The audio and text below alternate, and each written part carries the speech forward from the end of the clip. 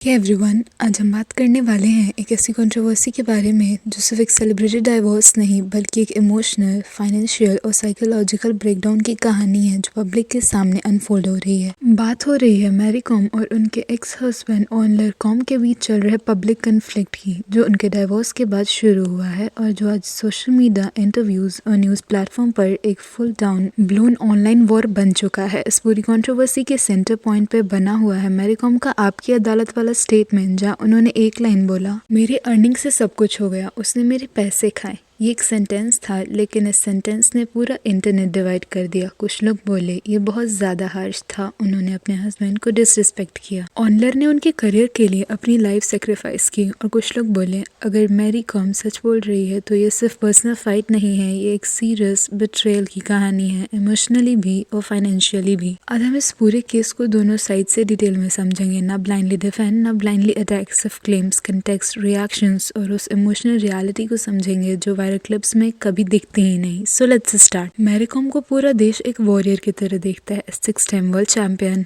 Olympic medallist, a woman who fought poverty, politics, injury, pregnancy and still came back to win. उनकी शादी 2005 में ऑनलर com से हुई। 4 बच्चे, नियरली 20 साल का रिश्ता, और बाहर से देखने पर ये मैरिज स्ट्रॉन्ग, स्टेबल और सपोर्टिव लगती थी। ऑनलर हमेशा मैरी के साथ इवेंट्स में दिखे। उन्होंने इंटरव्यूज में कहा कि उन्होंने अपने करियर गोल साइड में रख दिए ताकि वो मैरी को सपोर्ट कर सके। पब्लिक इमेज क्लियर थी, Mary Kom equals to champion and Onler supportive husband, perfect team. पर दिसंबर 2023 में जब डाइवोर्स फाइनल हुआ तब किसी को अंदाजा नहीं था कि इस परफेक्ट इमेज के पीछे इतना ज्यादा अनरिजॉल्व पेन, रिजेंटमेंट और डिस्ट्रस्ट छुपा हुआ है। मैरी कॉम जब आपकी अदालत पर आई तो उनका टोन इमोशनल था, लेकिन उनकी बातें बहुत डायरेक्ट थी। उन्होंने कहा उन्होंने अपने हस्बैंड को कभी डिच नहीं किया, उनके साथ चीटिंग हुई, उनके ट्रस्ट को ब्रेक किया गया और उनके फाइनेंसेस के साथ सीरियस लेवल का मेस हुआ। उन्होंने बताया कि जब वो इंजरी के बाद घर पे रह रही थी तब उनको रियलाइज हुआ कि उनकी फाइनेंशियल लाइफ में कुछ बहुत गलत चल रहा है। लोन्स उनके नाम पर, प्रॉपर्टीज, मॉर्टगेज, अकाउंट से पैसे इधर उधर। और फिर उन्होंने वो लाइन बोली जो सबसे ज्यादा वायरल हुई, लड़की का कमाई खा के बेच सकता है ये इंसान।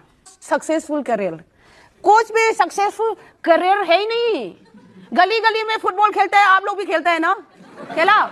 आप सुनील छेत्री बन गया। सच बताऊंगी तो शादी किया, मेरा अर्निंग से सब कुछ मिल गया, 1 रुपया भी नहीं कमाया। ये कौन होता है लड़का? लड़की का कमाई खा के बेच सकता है ये इंसान। इस लाइन को सोशल मीडिया ने सिर्फ डिसरिस्पेक्ट की एंगल से देखा, पर अगर पूरा इंटरव्यू देखा जाए तो ये एक फ्रस्ट्रेटेड, बिट्रेड और इमोशनली ब्रोकन वुमन का स्टेटमेंट लगता है।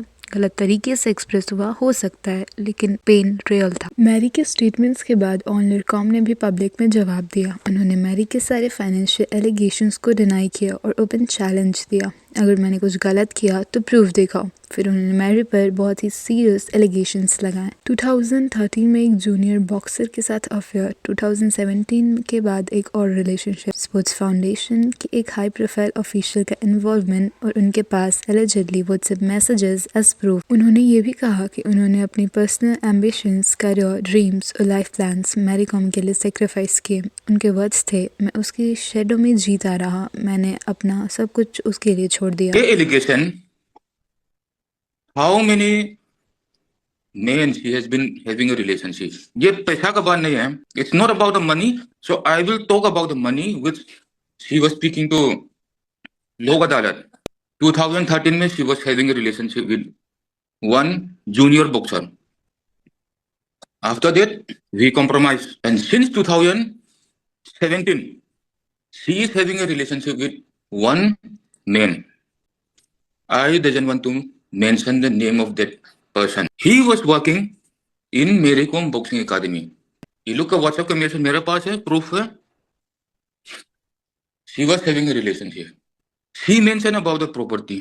If I have stolen that much of, इसने बोला कि 5 crores चुरा लिया.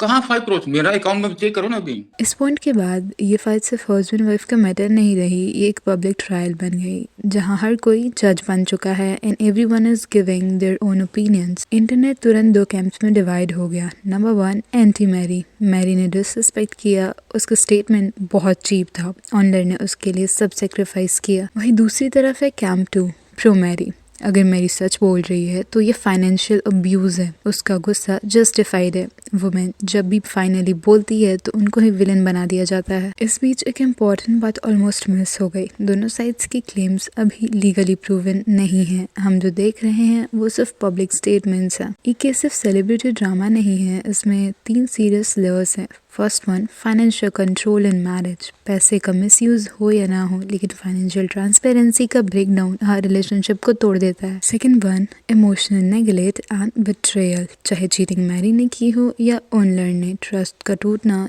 दोनों को ही डिस्ट्रॉय करता है। Third one is public judgement without full context, viral clips में सिर्फ 10 सेकंड दिखते हैं पर रियल लाइफ 20 साल की होती है। सो सी, मैरी कम हीरो है, ओनर भी विक्टिम फील करता है, सच शायद दोनों के बीच में कहीं है। इस कंट्रोवर्सी से एक चीज क्लियर होती है, मैरिज जब टूटती है तो वो सिर्फ 2 लोगों का रिश्ता नहीं तोड़ती, वो मेमोरीज, सेक्रीफाइसेस, आइडेंटिटी और सेल्फ वर्थ सब तोड़ देती है।